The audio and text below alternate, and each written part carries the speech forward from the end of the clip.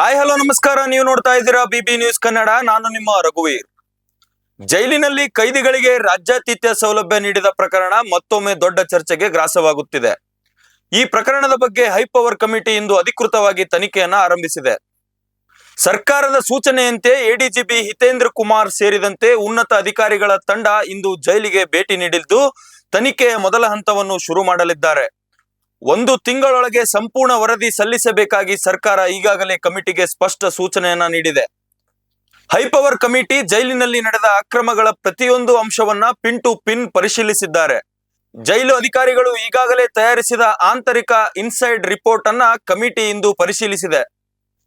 ಜೈಲಿನ ಸಿಬ್ಬಂದಿ, ಕೈದಿಗಳು, ಬ್ಯಾರಕ್ ಇನ್ಚಾರ್ಜ್ಗಳು ಹಾಗೂ ಜೈಲಿನ ಉನ್ನತ ಅಧಿಕಾರಿಗಳನ್ನ ಕಮಿಟಿ ಕ್ರಮವಾಗಿ ವಿಚಾರಣೆ ಮಾಡಲಿದೆ.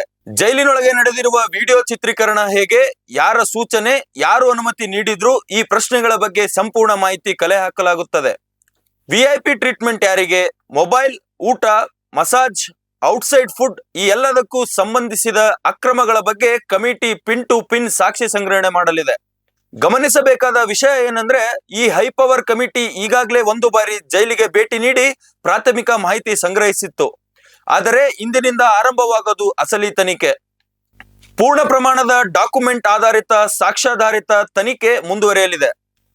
ಮುಂದೇನು ಅನ್ನೋದಾದ್ರೆ, ಮುಂದಿನ 30 ದಿನಗಳಲ್ಲಿ ತನಿಖೆ, ವಿಚಾರಣೆ, ಸಾಕ್ಷಿ ಸಂಗ್ರಹಣೆ ಮತ್ತು ಅಂತಿಮ ವರದಿ ಇವೆಲ್ಲವೂ ಸರ್ಕಾರಕ್ಕೆ ಸಲ್ಲಿಕೆಯಾಗಲಿದೆ. ಈ ವರದಿ ಆಧರಿಸಿ ಸರ್ಕಾರ ಮುಂದಿನ ಕ್ರಮ ಕೈಗೊಳ್ಳಲಿದೆ.